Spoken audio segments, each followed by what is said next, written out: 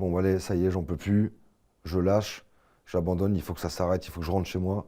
Nous avons regardé le télé et nous avons espéré que tout va changer dans un instant, qu'on va avoir un cessez-le-feu et qu'on peut revenir à Kiev.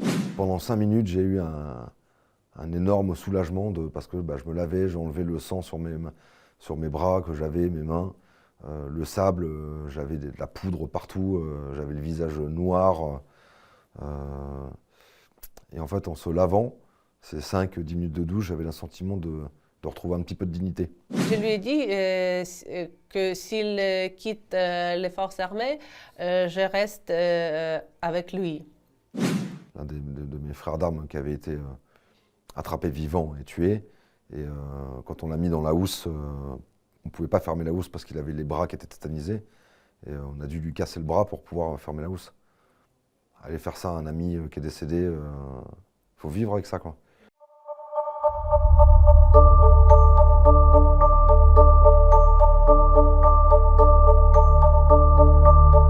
Bonjour, je m'appelle Mayol, j'ai 39 ans. Je suis un ex-soldat au 8e régiment de parachutistes d'infanterie de marine. Et je vais raconter mon histoire sur une embuscade du 18 août 2008 en Afghanistan.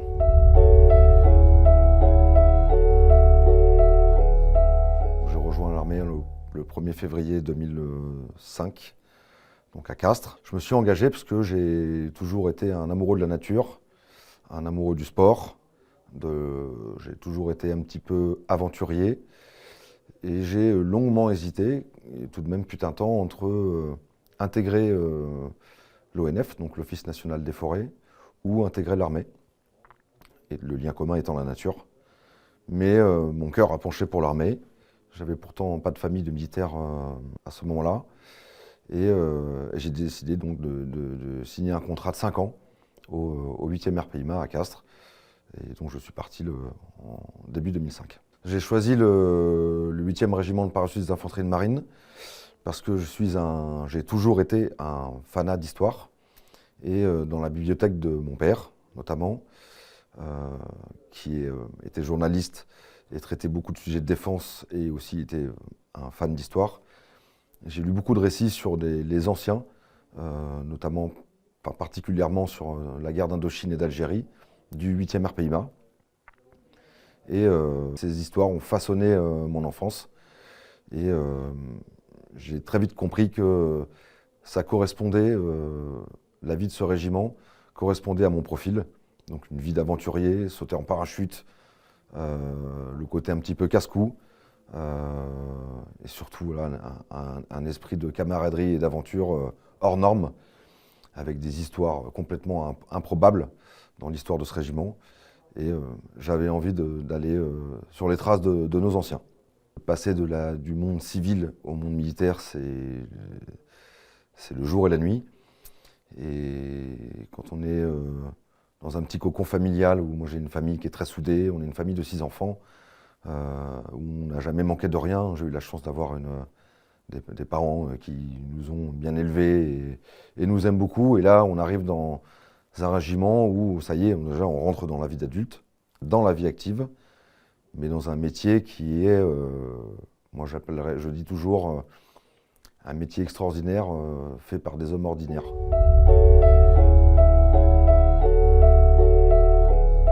Je suis ensuite parti en juillet 2018 en Afghanistan, dans une FOB, ça veut dire Forward Operation Base, c'est un poste avancé en territoire taliban, à peu près 400 km, 300-400 km de Kaboul, à l'est de Kaboul, pas très loin de la frontière avec le Pakistan. Notre rôle en tant que soldat, c'était de reconnaître des zones sur une grande partie du territoire afghan, divisé avec tous les soldats de la coalition, bien sûr. Il n'y avait pas que l'armée française, il y avait aussi les Américains, les Canadiens, les Anglais, énormément de pays européens. Le rôle de chacun, c'était de reconnaître et de contrôler des zones pour éviter que les talibans reprennent le pouvoir sur ces zones et ne finissent par arriver à Kaboul et reprendre le pouvoir. Moi, l'âge où je suis arrivé en Afghanistan, j'avais 22 ans. Donc on On n'est plus des ados, mais on est encore des jeunes. Et donc avec de l'insouciance, avec des rêves plein la tête. Pour nous, c'était l'aboutissement de longues années de travail, de préparation. Mais moi, la première impression, c'était un sentiment de peur, en fait, et de prise de conscience sur le fait que là, on pouvait mourir, on pouvait ne pas rentrer. Et preuve en est, puisque avant même d'être descendu de l'avion sur le tarmac, en étant juste à la porte de l'avion, avant de m'engager dans les escaliers pour descendre, sur l'aéroport donc de Kaya, qui est l'aéroport américain de Kaboul, on a vu tous les drapeaux de la coalition qui étaient en berne, puisque un des leurs était décédé. Et quand un soldat de la coalition décède, c'est tous les drapeaux de la coalition qui sont en berne. Et là, on s'est dit, ok, bon, là, il y a 10 morts.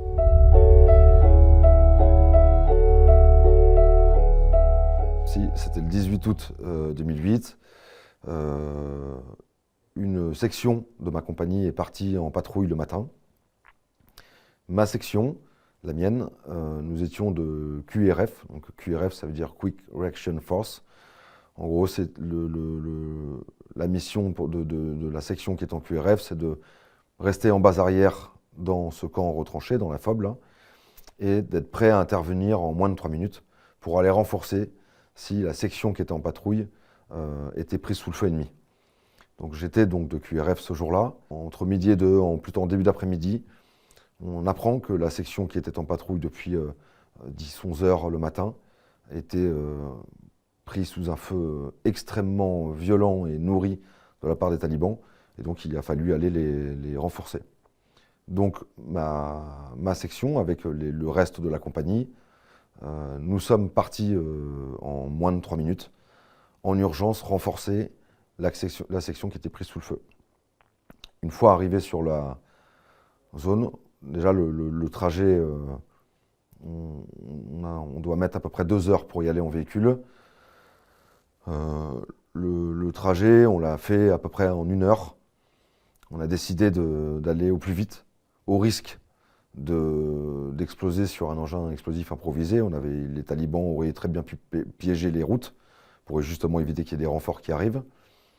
La chance qu'on a eue, c'est qu'ils ne l'ont pas fait, ils n'y ont pas pensé. On a quand même pris ce risque pour aller aider nos amis, aller aider nos frères d'armes. C'était un choix qui a été fait et qui pour moi d'ailleurs me semble toujours juste. Donc quand on est arrivé là-bas, on n'a pas réussi à aller jusqu'au pied du village parce que les véhicules étaient pris sous un feu nourri. Il y avait des impacts de balles qui tapaient de partout sur les véhicules, des explosions de roquettes sur et sous les véhicules. Donc on a décidé de débarquer des véhicules très vite, parce que sinon les véhicules allaient se transformer en cercueil roulant, et d'aller se mettre à couvert. Et donc ensuite, pour pouvoir s'articuler plus facilement à couvert, et de pouvoir et surtout riposter très vite pour au moins faire baisser les têtes des talibans et au mieux, en tout cas ce jour-là, les éliminer. On était appuyé avec une section de l'armée afghane, nationale afghane, l'ANA, qui au bout de quelques heures de combat, nous ont abandonnés. Ils ont quitté la zone de combat. Donc on était de 60, on est passé à 30 soldats. Forcément, la puissance de feu est bien plus mince. Et ensuite, il y a eu beaucoup de choses. J'ai été pris, moi, par exemple, pour cible par un sniper taliban, dont j'ai une balle qui a traversé mon sac. Et donc, j'avais une gamelle dedans et qui a traversé la gamelle, le sac, et 10 cm plus à gauche, la prenais dans la colonne vertébrale. Bon, voilà, j'ai eu de la chance ce jour-là. Les balles sifflaient de partout, sur les rochers, ça tapait devant. Après, ça tapait au fil de l'après-midi, au fur et à mesure que l'après-midi avançait. Les talibans se sont énormément étalés sur la ligne de crête. Ils étaient étalés sur quasiment plus de 2 km de ligne de crête. Donc ensuite, les balles tapaient derrière nous. Et là, on n'avait plus du tout moyen de se mettre à couvert. Dans ma section, on était 30, divisés en 3 groupes de 10 à peu près, approximativement. Donc ça a été vraiment un miracle qu'on s'en sorte. La première section qui était partie en patrouille, n'ont pas eu cette chance. Ils étaient complètement imbriqués avec l'ennemi, donc les talibans. Et eux, du coup, il y a eu 10 morts. enfin 9 morts dans la journée et un 10e mort d'un autre régiment qui était arrivé en renfort le lendemain matin, qui mourra d'un accident de véhicule suite à un éboulement d'un chemin.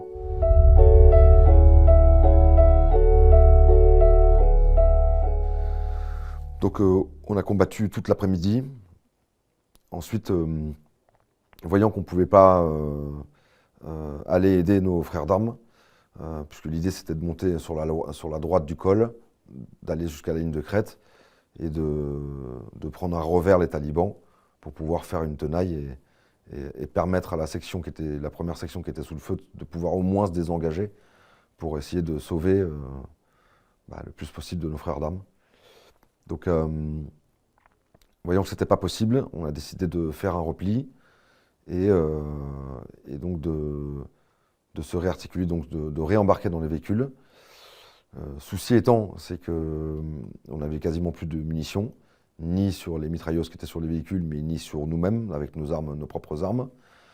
On avait quasiment tout utilisé et on ne savait pas combien de temps du tout les combats allaient encore durer. Et donc, du coup, on a fait appel à un véhicule pour qu'il vienne nous ramener des munitions. Ce véhicule-là, quand il est arrivé, il a été impacté par les talibans de manière très puissante. Donc, il a fait demi-tour. Parce qu'un véhicule qui est à l'arrêt, c'est un véhicule qui est mort. Donc, il fallait qu'il soit tout le temps en mouvement. Donc, il a fait un demi-tour. Il a ouvert ses portes. Il a jeté des caisses de munitions à 30-40 mètres de mon véhicule. Et dans un élan de je ne sais trop quoi, j'ai posé mon casque, mon arme, qui allait me servir à rien à cet endroit-là. Et j'ai couru à découvert sous le feu ennemi pour aller récupérer les caisses de munitions, et pouvoir les ramener au véhicule. Et au moment où je les ai posées dans le véhicule, les portes arrière du véhicule étaient ouvertes. Et là, on a reçu une rafale d'un très gros calibre de la part des talibans, où le premier impact est arrivé sur la porte du véhicule et complètement au niveau, pile poil au niveau de ma tête. J'ai encore eu la chance de m'en sortir, parce que si la porte avait été fermée, j'aurais été au moins décapité.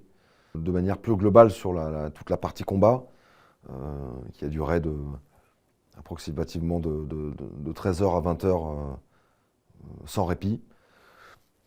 J'ai pas vraiment eu de peur, j'étais plutôt dans des actes réflexes, je faisais mon boulot et j'étais concentré là-dessus.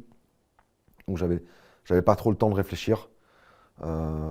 Mais, bémol, quand il y avait de très très courts moments de répit, j'appelle pas vraiment ça des moments de répit, mais de 1 minute, 2 minutes, en fait c'était juste le temps que les talibans rechargent, je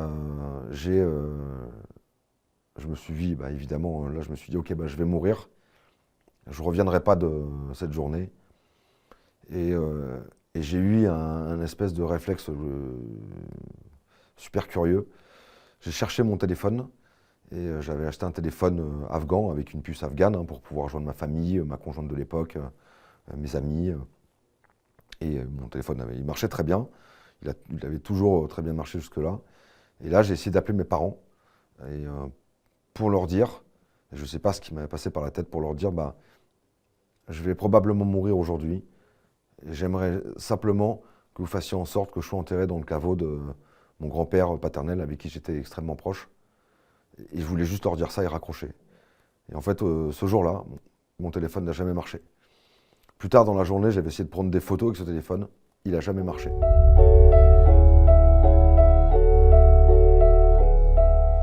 En plus de riposter, de me battre avec les talibans, je devais aussi, moi, écouter les messages de la section devant qui était prise sous le feu, écouter les messages de mon commandant d'unité qui était lui à l'arrière et qui me donnait des ordres pour la section, de les retransmettre à mon chef de section. On a dû faire des demandes d'appui mortier pour essayer de nous aider à nous désengager. Et je devais faire toutes les demandes d'appui mortier auprès de la section qui tirait avec les mortiers. Donc j'avais quand même un boulot assez considérable. Et en plus de ça, je devais faire attention à mes copains. Mais on a vraiment vécu cet après-midi, cette journée de combat, vraiment tous différemment, puisque j'ai le souvenir d'un collègue, d'un camarade, qui lui, les combats étant tellement intenses, je l'ai vu poser son arme et essayer de creuser un trou avec son casque. Et en fait, je ne sais pas ce qui s'est passé dans son cerveau à ce moment-là, mais on a très vite deviné que lui était déjà inapte au combat et sans jugement, et qu'en fait, il était en train de s'enterrer vivant, quoi. Donc ensuite, en fin de journée, nous sommes partis jusqu'au village, où là, c'était l'hécatombe. Il y avait des camarades, des frères d'armes complètement déboussolés, d'autres qui étaient blessés par balle, donc pris en charge par des médecins qui étaient arrivés avec nous, avec des postes de garrot. Les véhicules étaient criblés de balles, comme les nôtres. Et il fallait faire le point, déjà. Il fallait temporiser un peu la situation. Les tirs s'étaient quand même relativement calmés. Il était 20-21 heures. La nuit était en train de tomber. Les talibans, chance que nous avions, nous, c'est qu'ils n'étaient pas équipés de système de vision nocturne. Donc, en général, les talibans, les combats de nuit ils sont assez rares. Donc on a évalué la situation. On a commencé à effectuer les premiers soins sur nos frères d'armes blessés. Et très vite, quand on avait fait le point de qui était présent, qui était manquant, sur la première section qui était sous le feu, on a décidé de partir avec 4 groupes. 2 groupes de ma section et 2 groupes d'un autre régiment, et de ratisser le col, faire comme une battue à la chasse, c'est-à-dire tout le monde se met en ligne et on monte le col et on va chercher nos blessés, on va chercher nos morts. Et puisqu'on n'a pas l'habitude, on n'abandonne jamais personne, qu'il soit mort ou vivant, on n'abandonne jamais un frère d'armes, donc on a décidé d'aller faire cette infiltration dans le col, et donc effectivement avec le risque de devoir se battre et d'éliminer, et peut-être au corps à corps, surtout la nuit, les talibans s'il y en avait encore sur zone. Donc là il y a un sentiment de peur énorme, c'est quand même hyper éprouvant physiquement, même si on était prêt physiquement, c'est quand même compliqué de tenir, et puis après il n'y a pas de surhomme, hein. Et surtout que rien que le stress, l'hypervigilance, ça bouffe déjà énormément d'énergie. Donc en plus, avec le poids du sac, du gilet pare-balles, du casque, des munitions, ça rend les choses plus compliquées. Et là, on a commencé l'infiltration dans le col, a commencé par découvrir le traducteur afghan de l'autre section qui avait été brûlé en plein milieu du village, pour montrer l'exemple aux villageois. Ça c'était impressionnant. Après c'était pas le 1er mai, la première personne que je voyais brûler en Afghanistan. Enfin c'est jamais quand même très agréable de voir ça.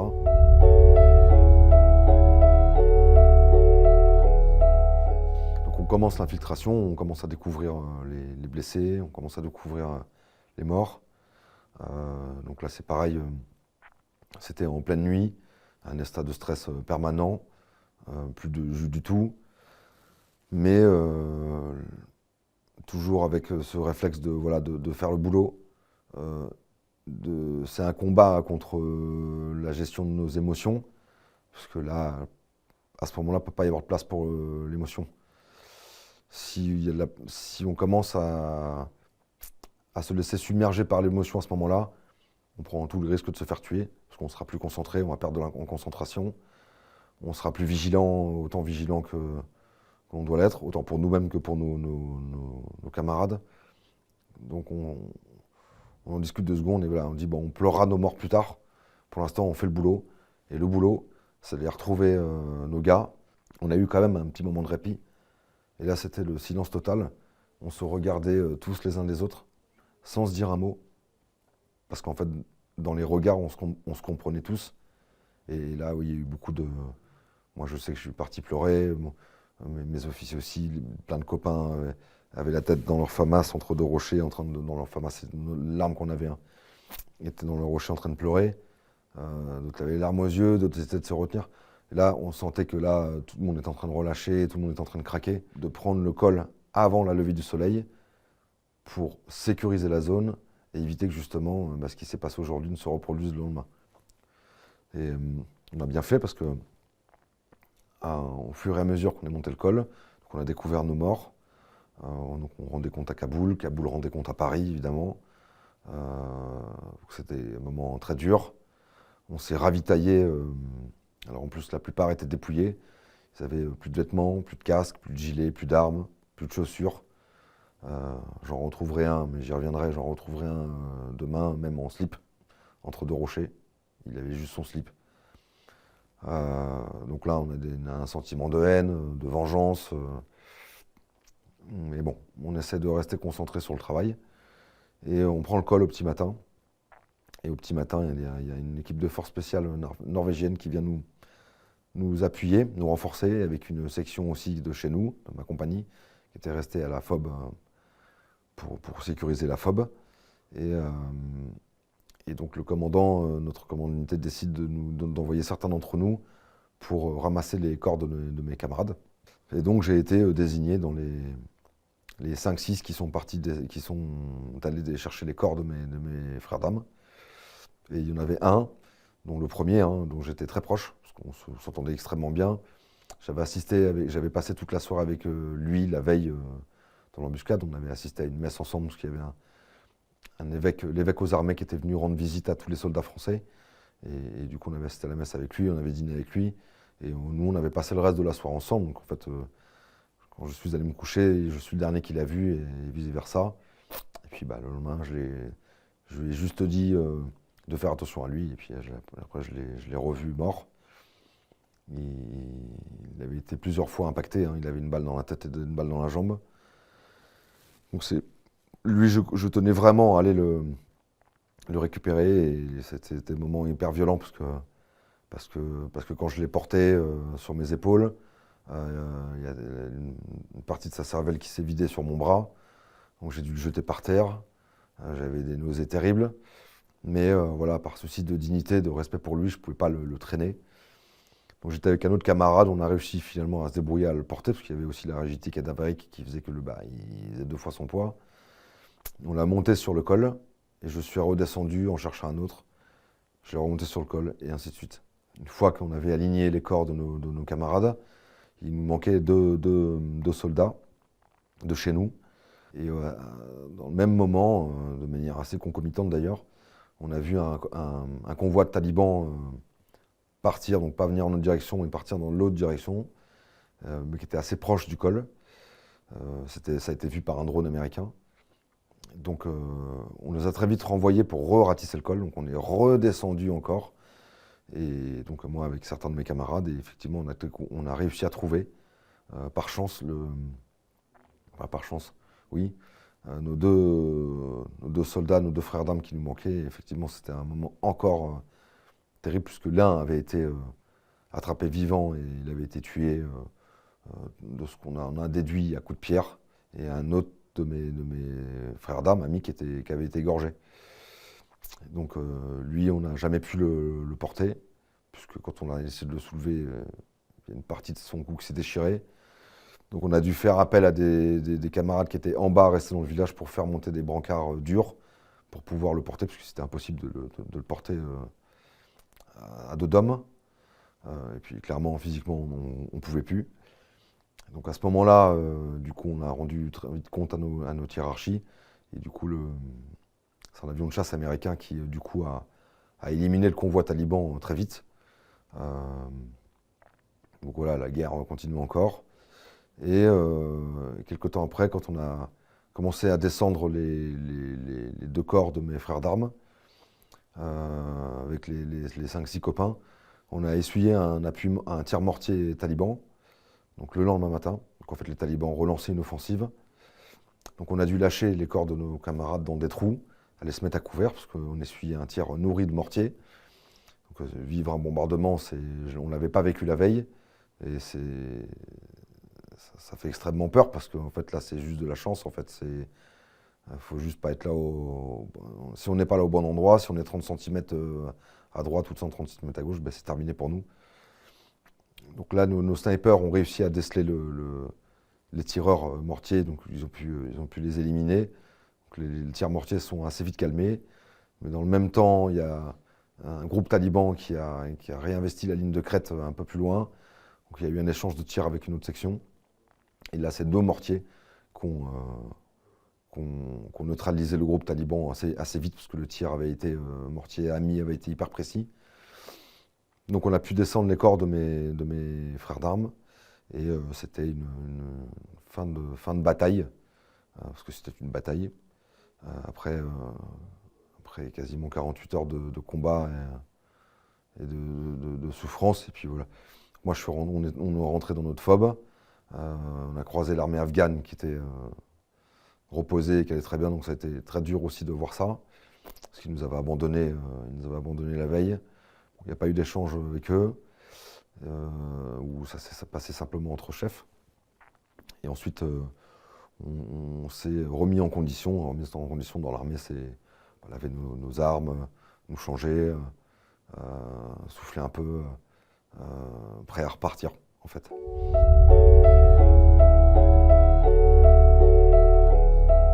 Les combats, alors, aussi curieux soient-ils, je ne les ai pas vraiment mal vécus. En fait, j'étais tellement concentré sur mon boulot, j'étais quand même très concentré sur ce que je faisais, donc j'ai jamais vraiment pris le temps de réfléchir. Par contre, effectivement, pendant la nuit, au fur et à mesure qu'on évoluait dans la nuit et qu'on trouvait nos blessés, dont un qui avait aussi été criblé de balles quand même, hein, il était dans une mare de sang, mais on a réussi à le sauver. J'ai commencé à réfléchir. Mais comment je vais vivre ça? J'étais tiraillé entre bon, allez, ça y est, j'en peux plus, je lâche, j'abandonne, il faut que ça s'arrête, il faut que je rentre chez moi. Et il faut que ça continue. On a pris dans un sentiment de vengeance, de haine terrible. C'était très paradoxal, très curieux comme ressenti. Mais j'étais très vite rattrapé par le boulot. Donc finalement, je m'apportais des questions, mais je n'apportais pas vraiment de réponse à ce moment-là. Par contre, quand on est arrivé dans le col, on a eu pour le coup, avant de descendre chercher les corps de nos frères d'âme. Et c'est qu'après, c'est qu'en rentrant à la FOB, quand j'ai pris ma douche, qui était la meilleure douche de ma vie, j'en parle dans mon livre justement là, où j'avais le sentiment, et pareil, hein, une douche ça prend 5 minutes, mais pendant 5 minutes j'ai eu un énorme soulagement parce que je me lavais, j'ai enlevé le sang sur mes bras que j'avais, mes mains, le sable, j'avais de la poudre partout, j'avais le visage noir. Et en fait, en se lavant, ces 5-10 minutes de douche, j'avais le sentiment de retrouver un petit peu de dignité. Psychiatre, ce jour-là, enfin dès le lendemain, donc le 19 août, hein, quand il a pris l'embuscade, il a pris le premier avion à Paris pour Kaboul, et il nous a suivis dès le lendemain de l'embuscade. Et c'est ce psychiatre-là, donc de l'hôpital militaire de Percy, à Clamart, qui me suivra pendant les 2 années suivantes. Alors j'ai compris que cette mission avait marqué un tournant dans ma vie. Je pense le moment, c'était quand j'étais sur le col, où on a aligné tous les corps de nos camarades. Et on les a mis dans les housses. Et c'est le geste dans des housses mortuaires qui nous avaient été déposées en hélicoptère. Hein. L'hélicoptère a été mis en survol. Et on les a mis dans les housses. Et quand on a fermé la housse, on part du pied, on remonte comme on ferme un duvet, quoi, jusqu'à la tête. Et là, on voit en fait en dernier le visage je voyais en dernier le visage de mon frère d'armes. Et là, on se dit, ok, on ne le reverra plus. Je me suis battu. Je ne sais pas si j'ai tout fait ou si j'ai bien fait pour pouvoir que tu restes en vie. Et là, je me suis dit, ok, quand la housse est fermée, qu'on les charge dans l'hélico et qu'on voit l'hélico partir, je me dis, ok, là, en fait, ma vie a radicalement changé, pardon. Et je crois très fermement que, et même aujourd'hui, d'autant plus avec plus de recul, que c'est à ce moment-là où j'ai laissé une part intérieure de moi en Afghanistan.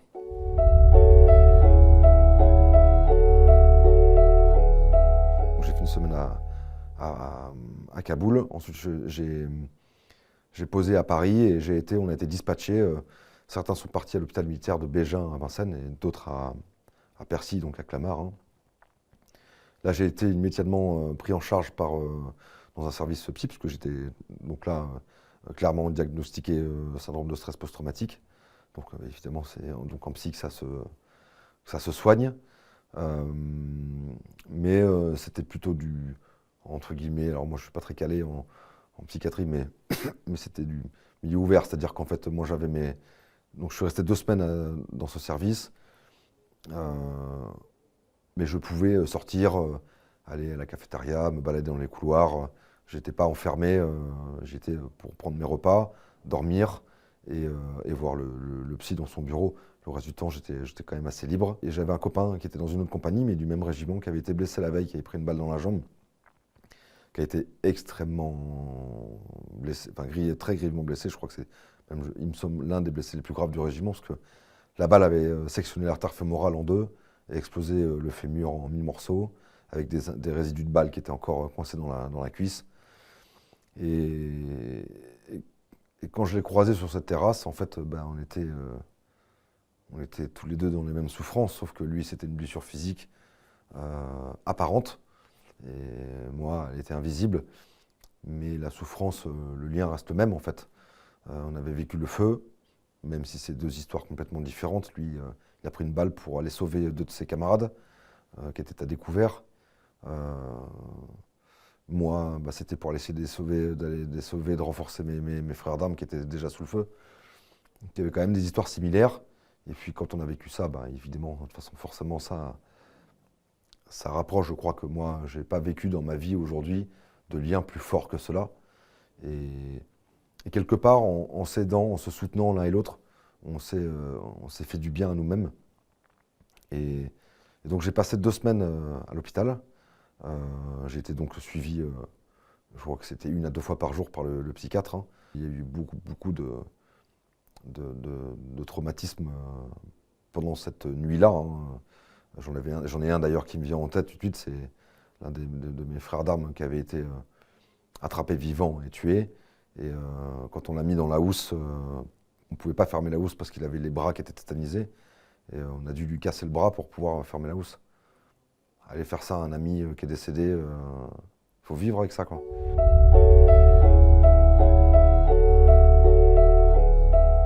Les symptômes que j'avais à ce moment-là, les cauchemars, c'était toutes les nuits. Donc déjà, du coup, qui impliquait énormément de problèmes de sommeil. Mais si on manque de sommeil, ça rend la journée très compliquée le lendemain. Il était impossible pour moi de dormir dans le noir. Donc j'étais obligé d'allumer j'avais une petite salle de bain dans ma chambre, là, à l'hôpital. Et je laissais la salle de bain allumée, ou même parfois carrément la chambre.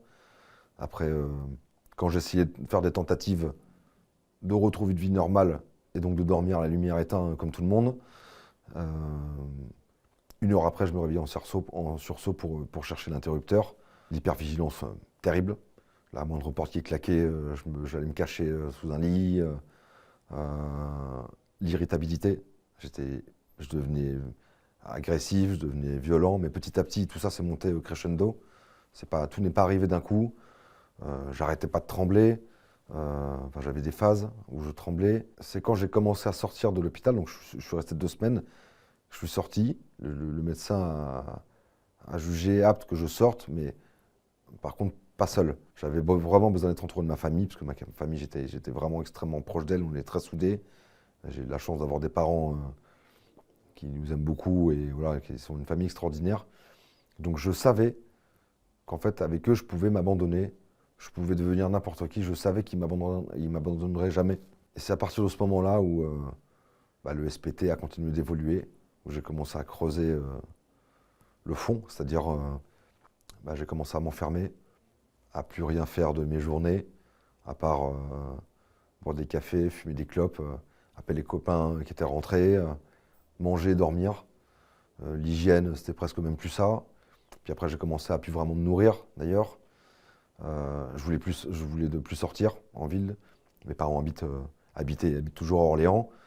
Mes parents me proposaient de faire des visites, des sorties, là, juste se balader dans la rue. Mais je commençais à avoir peur du monde civil, peur du regard des autres. Et puis je commençais à avoir aussi peur de moi-même. Et je voulais pas faire du mal je suis pas quelqu'un de méchant, donc je voulais pas faire du mal à qui que ce soit. Donc j'ai très vite commencé à me renfermer sur moi-même en me disant, au moins, oui, je me fais probablement du mal, mais au moins, en me coupant du monde, j'en ferai pas aux autres.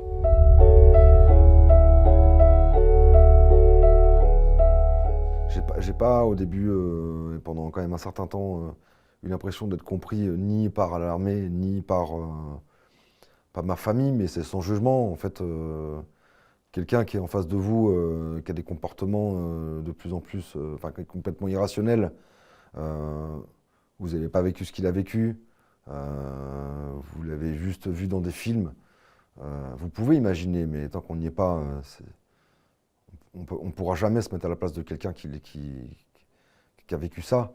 Et eux étaient, en tout cas ma famille, l'armée un peu moins, et encore, étaient complètement démunis face à moi.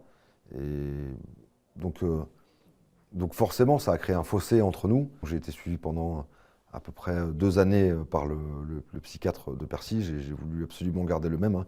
Il m'avait proposé d'être suivi à Bordeaux, qui est quand même plus proche de Castres, que de monter à Paris tous les 15 jours.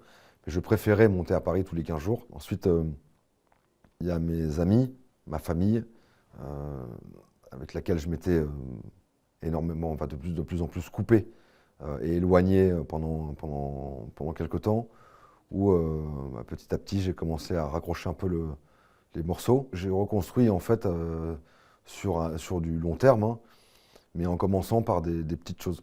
Et c'est des trucs peut-être qui peuvent paraître anodines, peut-être même stupides, mais quand on n'a plus trop d'hygiène de vie, on prend plus trop soin de soi. Dans l'appartement, c'est le bazar, parce qu'on n'a plus envie de ranger, on n'a plus envie de rien, ni de rien faire, ni de parler, ni d'écouter. On n'a plus d'envie, quoi. On est vraiment un zombie. Et petit à petit, faire son lit le matin, aller se laver, aller commencer à refaire du sport, se donner des horaires de réveil, des horaires de coucher. En fait, c'est plein de petites choses qui paraissent anodines, qui permettent finalement de retrouver un peu de dignité et de dire ok, en fait, je pense que je peux m'en sortir. En fait, c'est vraiment un facteur de plusieurs choses, la thérapie, la foi, les amis, ma famille, et puis je pense la résilience, hein,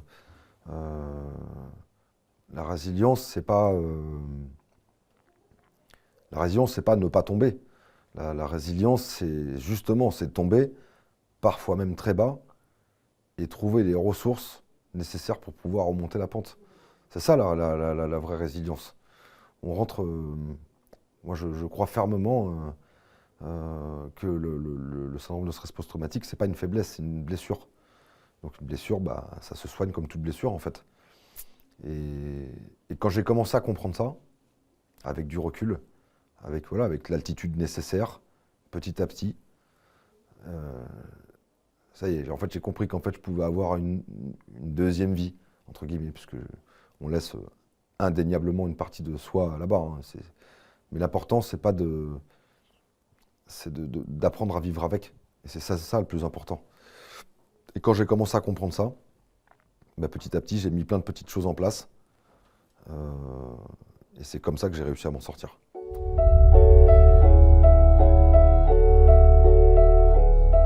Après, je me suis reconverti,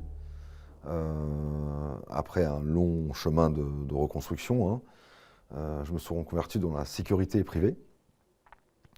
Donc je suis parti pendant plusieurs années en formation pour être formé dans ce domaine-là et pour travailler dans des pays dans lesquels travaillent des sociétés françaises. Donc je fais la protection rapprochée. Donc j'ai travaillé sur l'océan Indien dans le domaine de l'anti-piraterie pour protéger les bateaux d'attaque de pirates, notamment sur le large, au large de la Somalie et plus globalement sur la partie est de l'Afrique. En fait, ces missions-là, beaucoup de gens au début n'ont pas compris pourquoi je retournais là-dedans. Après tout ce que j'avais vécu, c'est pas péjoratif contre les fleuristes, mais pourquoi je ne fais pas fleuriste? Au moins c'est calme, il n'y a pas de risque. Mais j'avais fait un travail tellement énorme de reconstruction que c'est pas parce que j'avais vécu ça que en fait il y a des choses dans ce que j'avais vécu. Alors je parle pas du combat en lui-même, hein, mais la vie que j'avais, la vie d'aventurier que j'avais, qu'on doit forcément l'arrêter. Et en fait l'important c'est de se connaître et de connaître ses limites. Si tout ce qu'on fait est fait de manière mesurée, donc j'ai pas vécu de choses aussi violentes. J'ai vécu des choses qui n'étaient pas simples, où j'ai rencontré des situations qui étaient dans certaines missions très dégradées. Étant donné que j'étais ressorti plus fort de l'expérience que j'avais vécue en Afghanistan, j'avais plus conscience du moi, plus conscience des autres. En fait, j'abordais plus la vie de la même manière dans mes choix de vie, dans ma relation avec les autres.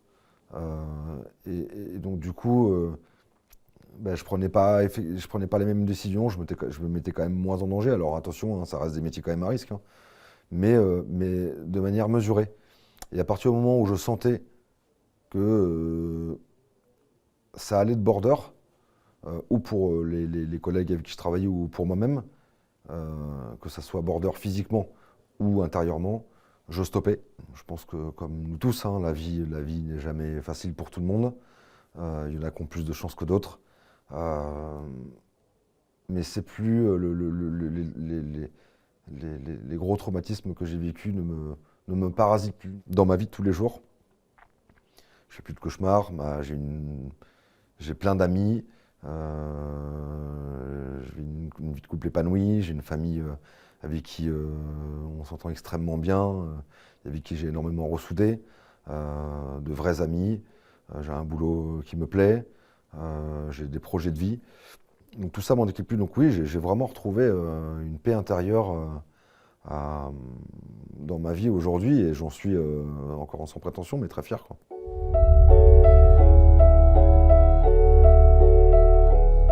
Le regard que j'avais quand j'avais 19 ans en engagement ou 22 ans en Afghanistan, bah, j'étais un jeune un peu immature, fougueux, pas toujours réfléchi.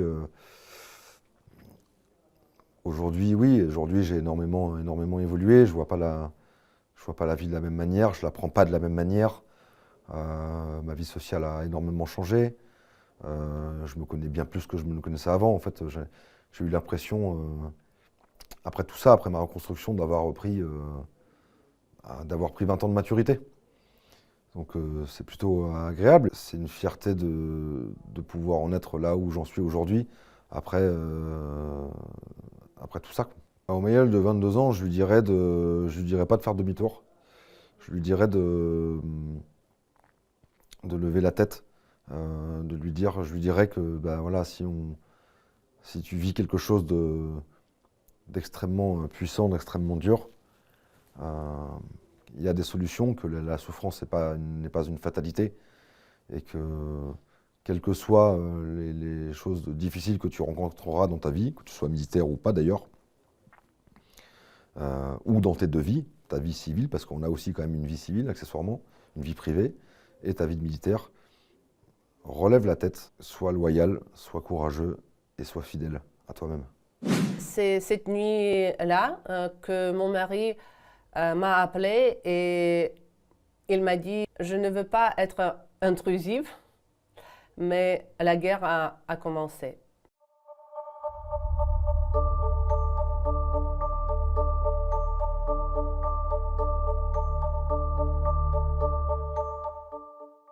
Bonjour, je m'appelle Victoria, je suis ukrainienne et je suis arrivée en France en avril 2022. Je suis née à Kiev, la capitale de l'Ukraine. Je suis mariée depuis presque 20 ans et j'ai 4 enfants. J'ai travaillé comme l'interprète de conférences et aussi j'ai établi mon agence littéraire en 2019.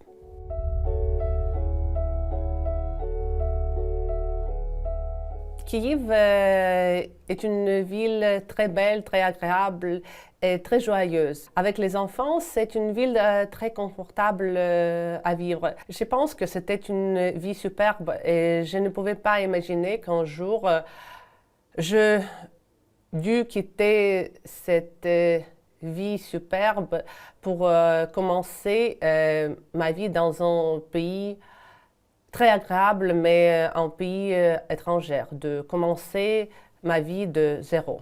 Comme interprète de conférences, j'ai étudié les langues de l'école.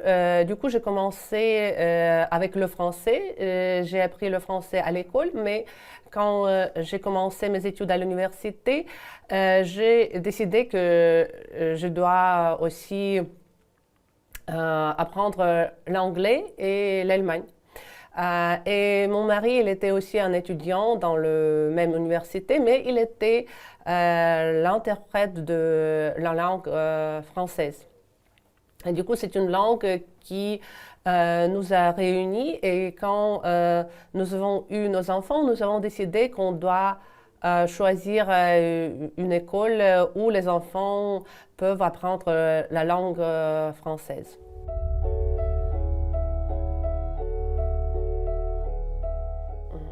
De ma petite enfance,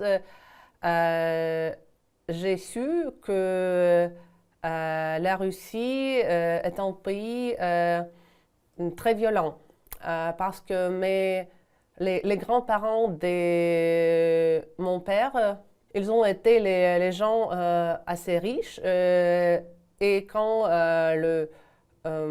la partie communiste est occupée l'Ukraine en 1930, ils ont décidé que tout le monde doit être égaux et ils ont pris les gens qui ont travaillé beaucoup, qui ont gagné leur vie avec leur travail et ils les déprivaient de tout et les grands-parents de mes parents ont été envoyés en Sibérie et c'était presque la même chose pour les grands-parents de mon mari. Et j'ai connu beaucoup des histoires de l'autre gens qui ont eu les mêmes histoires dans leur famille. Et aussi, nous avons su l'histoire de Holodomor, la famine artificielle, quand beaucoup des Ukrainiens ont été torturés par la famine artificielle qui était fabriquée par les Russes. En 2013, quand la révolution des dignités a commencé, c'était un événement très important pour nous, pour beaucoup de familles ukrainiennes, parce que c'était pour notre choix d'être dans la famille européenne. Et le président, en ce moment-là, il voudrait que l'Ukraine rejoindre la Russie.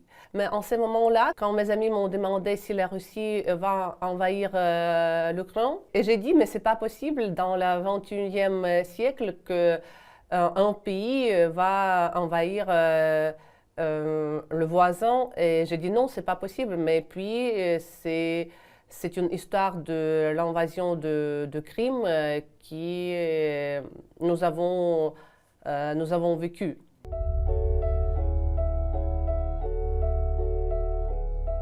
Au début de 2022, il y avait beaucoup de discussions, beaucoup de rumeurs que la Russie va envahir toute l'Ukraine.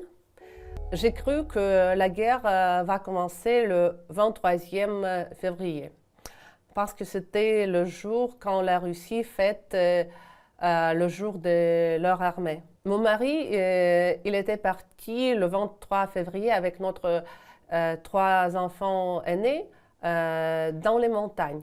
Nous avons décidé que peut-être on doit changer un petit peu l'ambiance parce que l'atmosphère était assez lourde et nous avons décidé qu'il a dû aller aux montagnes avec les enfants pour faire du ski. La veille de 24, j'ai commencé à recevoir des textos de mes amis d'Italie ou des autres pays en me demandant ce qui se passe et j'ai répondu, tout est bien, la guerre n'a pas commencé le 23e février. C'est cette nuit-là que mon mari m'a appelé et il m'a dit une phrase que je me souviens assez souvent. Je ne veux pas être intrusive, mais la guerre a commencé. C'était à 4 heures du matin. Leur train est arrêté dans les montagnes. En ce moment-là, j'ai pensé que si C'est vrai, et la guerre a commencé, tout le monde maintenant veut partir et il y a les embouteillages et tout ça. Et moi, si je dois conduire et si je dois prendre les décisions, je dois être forte et j'ai besoin d'un sommeil. J'avais eu un pressentiment le 23 février. Je n'ai conduit pas la voiture depuis presque 7 ans que j'avais eu un accident et j'ai demandé à mon mari s'il peut me faire un petit leçon comment on doit quitter notre garage avec la voiture et comment on démarre la voiture parce que quand nous avons eu le 4e enfant, nous avons changé la voiture. Il était un peu surpris par ma demande, mais il m'a expliqué comment je peux conduire notre voiture. J'ai compris en ce moment-là que si je quitte cet appartement, c'est pour longtemps. J'ai décidé que je dois apprendre des choses pour les enfants parce que ils sont partis avec des valises pour ski. J'étais assez pratique, j'ai même pris un violon de ma fille Laura avec moi. Du coup, j'ai pris tous les instruments parce que mes enfants jouent les instruments différents. Et à 14 heures le 24 février, j'ai pris la route.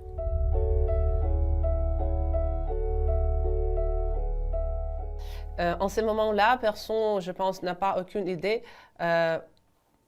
combien de temps ça va durer. Et moi, je ne voudrais pas quitter l'Ukraine. J'espérais que, comme dans la statistique, on dit qu'il y a 3 types de guerres. La guerre qui dure pas plus qu'un mois. Les guerres de 3 à 5 ans. Et puis les guerres qui durent dizaines d'années. En ce moment-là, j'espérais que c'est la guerre qui va durer moins qu'un mois. Et j'ai rejoint ma famille dans les montagnes et nous avons trouvé un grenier dans les montagnes où nous sommes logés pour presque 2 mois.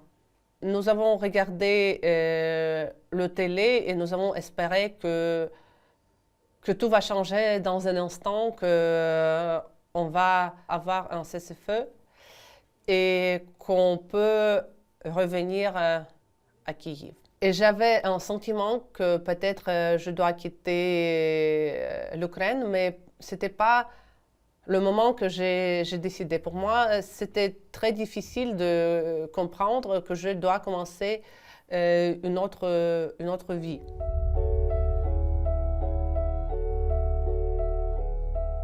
Au début de mars, nous avons reçu un message de nos amis qui ont décidé de quitter Vorzel, c'est près de Butcha, et leur voiture a été fusillée. C'est son fils qui était 9 ans, il était épargné. Sa mère, sa sœur, qui a lui sauvé la vie, et son père, et ils ont été très blessés. Et nous avons décidé qu'on doit prendre ce garçon dans notre famille parce que il était seul dans l'hôpital quand sa famille était en traitement. En ce moment-là, nous avons compris que les atrocités des Russes sont horribles, qu'il n'y a pas aucune chance que cette guerre va terminer très vite. Et mon mari, il a décidé qu'il va rejoindre les forces armées. Pour lui, c'était très important que notre famille était en sécurité. Nous avons pensé où j'irais avec les enfants quand ils rejoindraient les forces armées. Nos enfants ont fait des études de la langue française à l'école et j'ai pensé en ces moments-là que pour les enfants, ce sera plus facile de s'intégrer dans un pays où ils ont un petit peu de connaissance de la langue. C'est pourquoi je pensais pour la Belgique et pour la France.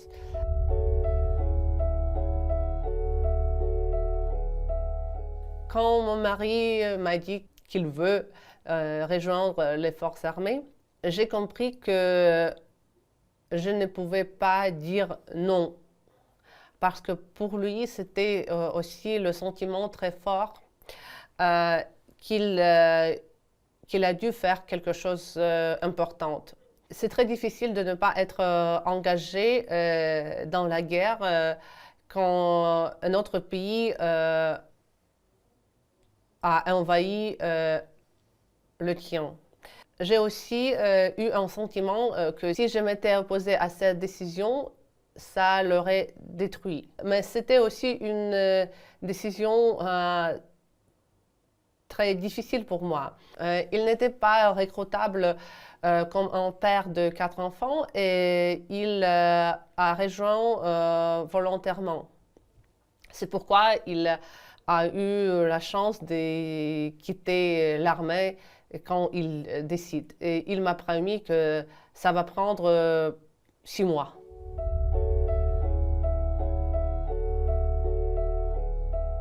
Nous sommes arrivés le 15 avril en France et c'est nos amis que nous avons accueillis ici. J'avais eu le sentiment d'un grand soutien, mais c'était aussi très, très effrayant. J'ai dû commencer une autre vie, la vie sans mon mari, la vie avec 4 enfants, sans comprendre comment on va vivre. J'étais très chanceuse parce que j'ai déjà travaillé pour les organisations internationales depuis des années. J'ai déjà fait l'interprétariat pour la Commission européenne et pour le Parlement. J'étais chanceuse parce que j'ai trouvé un appartement dans une semaine. Je pense que c'est incroyable et tout le monde m'a dit que c'était un miracle.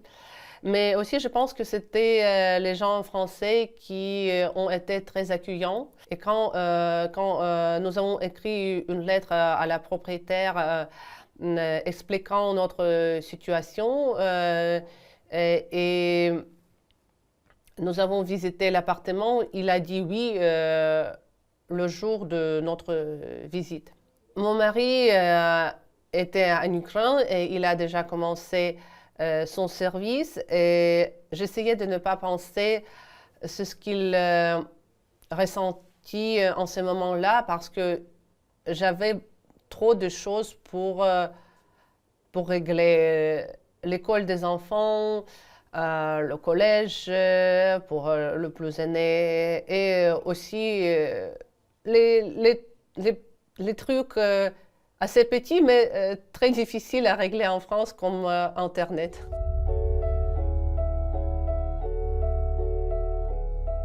Après 1 an et demi, j'ai compris que mon mari n'a pas voulu quitter les forces armées parce qu'il a le sentiment qu'il doit rester avec ses frères et sœurs d'armes. Et moi, j'étais trop stressée de vivre seule avec 4 enfants. Et je suis très souvent en déplacement. Et j'ai dû trouver les solutions pour garder les enfants chaque fois que je pars. Et aussi, il m'a promis qu'il va quitter les forces armées dans 6 mois, mais il n'a pas fait ça.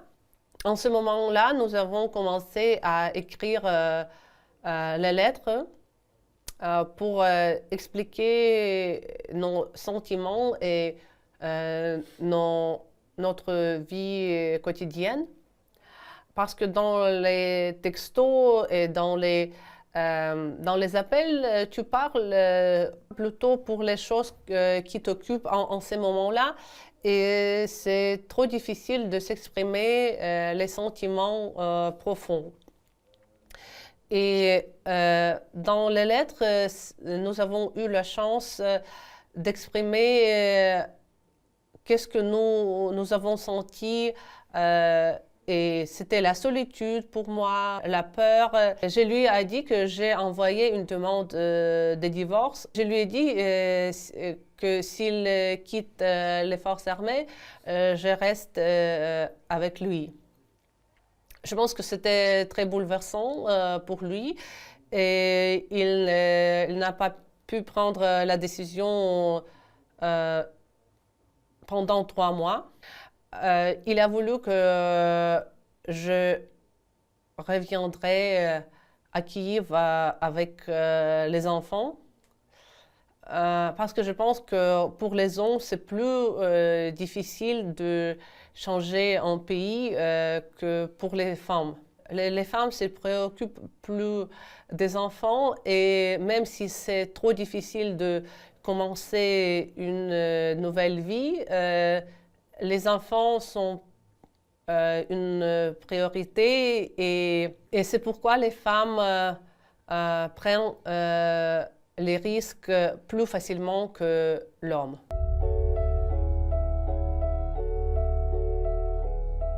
Finalement, après 3 mois d'échange de lettres, mon mari, Pavlo, a pris la décision de quitter l'armée, mais il est resté en Ukraine. Je me sens soulagée. Mais je voudrais bien sûr qu'il rejoigne nous en France. Quand un homme quitte les forces armées, c'est trop dur pour lui de changer le mode de vie. Parce que son esprit reste avec ses frères et sœurs des armes et la vie civile se sent trop à l'aise et un peu irréel. Pour mon mari, c'était aussi très difficile de changer la vie militaire pour la vie civile.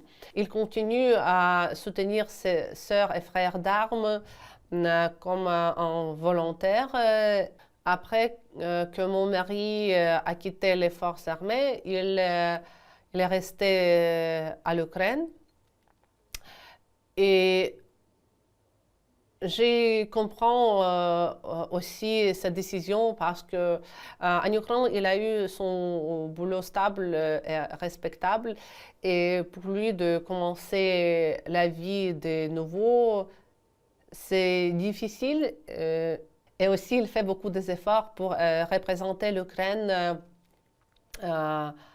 au niveau de la littérature. Il écrit des articles et des essais pour expliquer pourquoi cette guerre de Russie contre l'Ukraine, c'est pas une guerre qui a commencé en 2022 ou en 2013, mais c'est déjà une guerre de la centaine d'années. Et aussi qu'on doit comprendre que la Russie ne va pas s'arrêter aux frontières de l'Ukraine.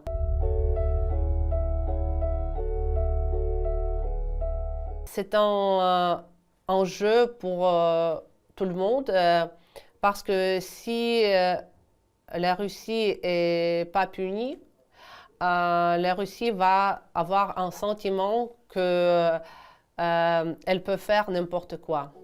Je suis très fière d'être en France parce que le soutien de France pour l'Ukraine est très fort et contrairement aux autres pays, il y a la compréhension qu'on doit soutenir l'Ukraine et que les forces françaises peuvent aussi gagner d'expérience parce que si seulement les Russes et les Ukrainiens ont l'expérience d'une nouvelle guerre, s'il n'y a pas d'expérience pour les autres armées en Europe, l'Europe est faible. Et je pense que la France comprend ça très bien.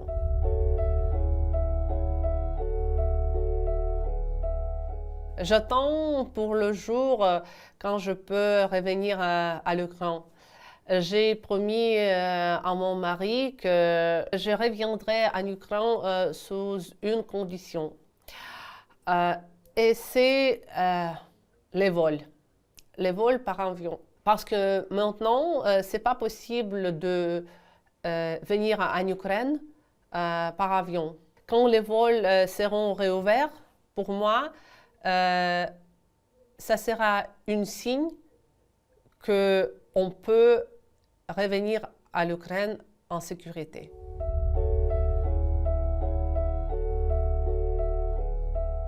Mon mari a rencontré une journaliste d'Ambouy qui lui a fait une interview et puis qu'il lui a suggéré d'écrire un journal.